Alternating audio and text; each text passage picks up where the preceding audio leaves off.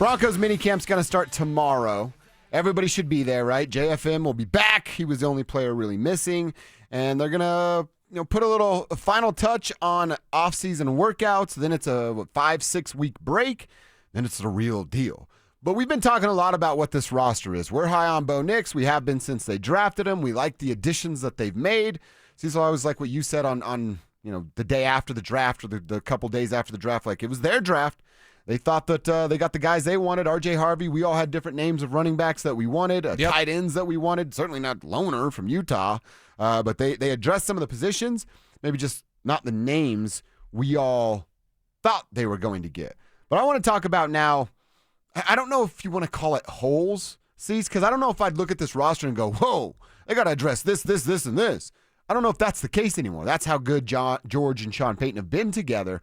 But I don't think it's a complete roster by any means where you go, they're fine. Just show up and play, and they're going to go to the playoffs and push the Chiefs and maybe even win a couple playoff games. No, that's not the case. Running back room is the first one. It's still unknown. Oh, yeah. We don't know anything about the current running backs on the team. We know Jaleel McLaughlin wasn't good enough last year. We know Audric Estime wasn't good enough last year.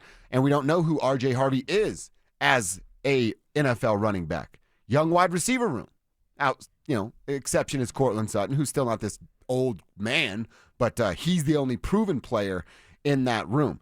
And then obviously you desperately need tight end production. Those were kind of holes. I don't know if that's the right word. Right. But things that need to be proven before I just blindly say, yep, they fixed it there because they've thrown bodies at the problem. We're going to have running back battle to start with because we don't even know who the number one is.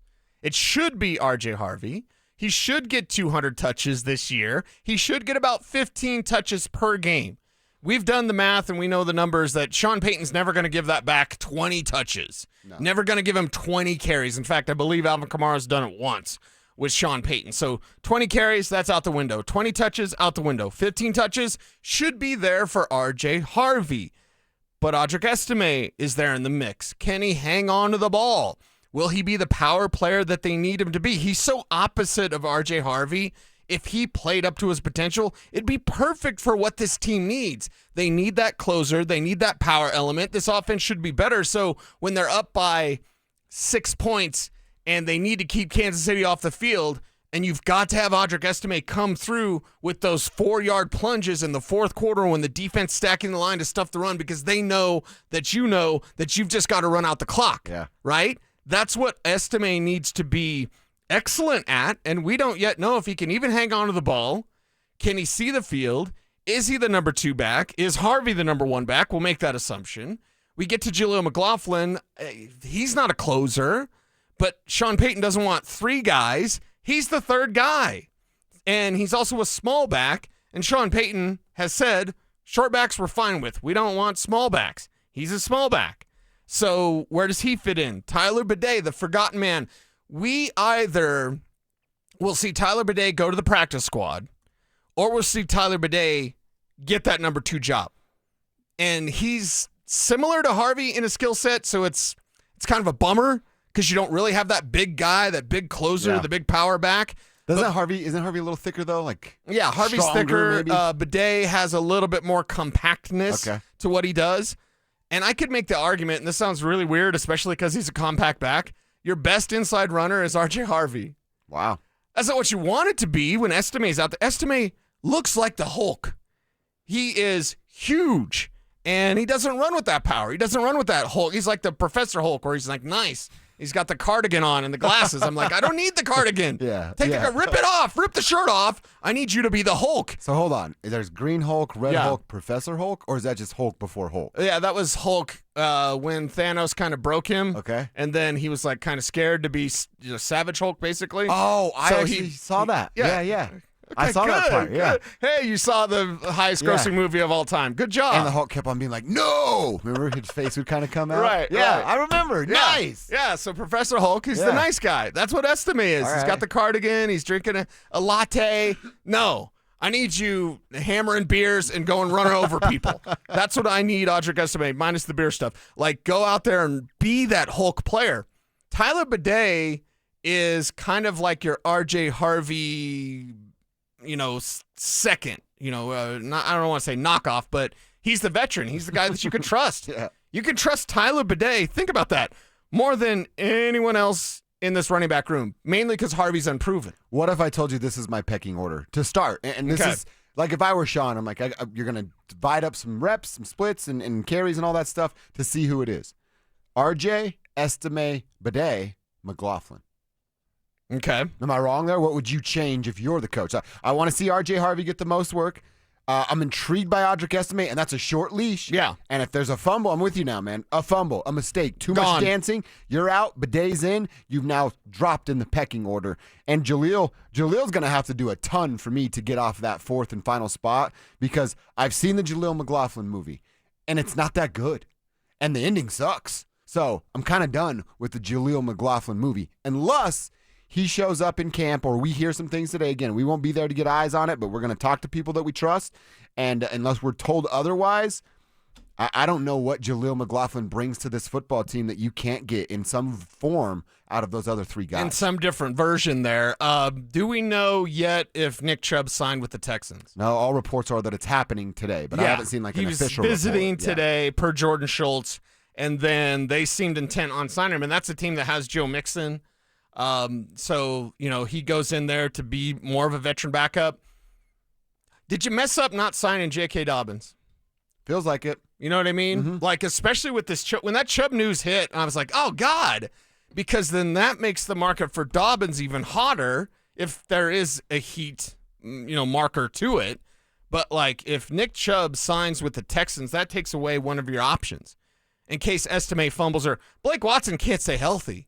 He was on the side field last week at OTAs. Like, it's mandatory minicamp. He better not be on the side field, or else this story's kind of over. Mm-hmm. Nice little side story, flashed in a game. One game he flashed. Yeah. And then nothing if he can't stay healthy. Estime, same thing. With Jaleel McLaughlin, though, that's the puzzle because you already know what he can do. You know what he can't do, and the other guys should be able to do the stuff he can do better than him. Yeah. But he works really hard, and he shows up, and hey, is he going to play special teams? I mean, that's where we're at, right? Estime's not going to play special teams. No.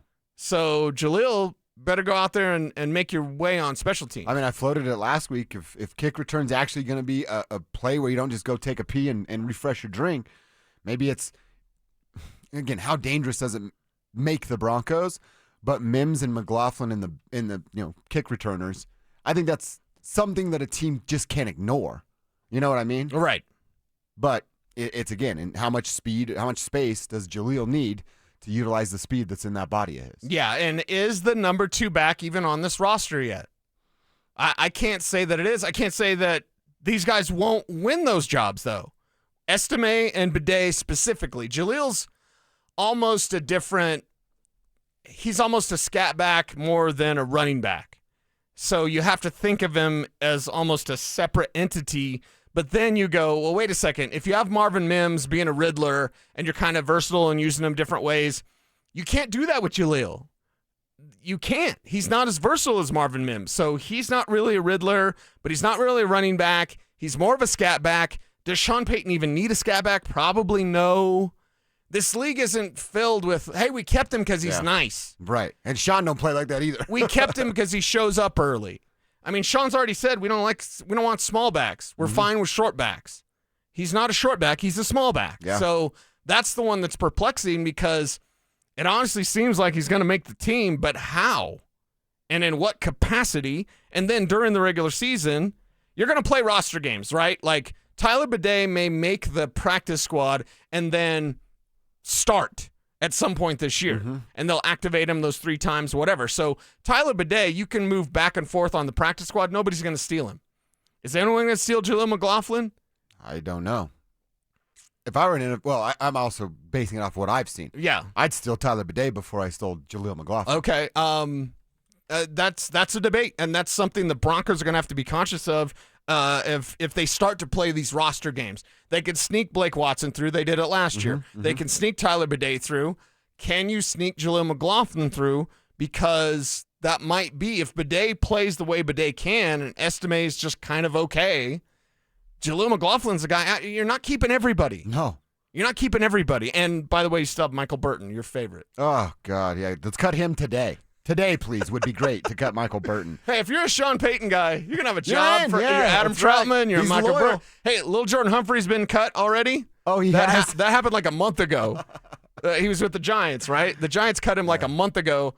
It's probably tempting Sean. Sean's probably calling up George right now. George, you talked to little Jordan yet, George? Yeah. I mean, George, they cut him. Can you believe it? Yeah. George, he's my favorite. Can we bring him back? Yep, little Jordan Humphrey signing coming in our email inbox within the next 14 days. No doubt about that. One quick text here. One of my favorites for Tribe Roll Call. Lunch Lady Hammer here. Myself and the other lunch ladies are deep cleaning the kitchen at Summit High School, getting ready for summer break. Go Tigers, she writes. Just finished my first full-strength Mountain Dew, about to slam a sugar-free Baja Blast. Whoa. Lunch Lady Hammer. You're one of our favorites right there. That's a great text on the Have you met Kevin? text line. That's right. I love the lunch ladies out there getting it done. We're going to revisit that conversation and talk about some more, like I said,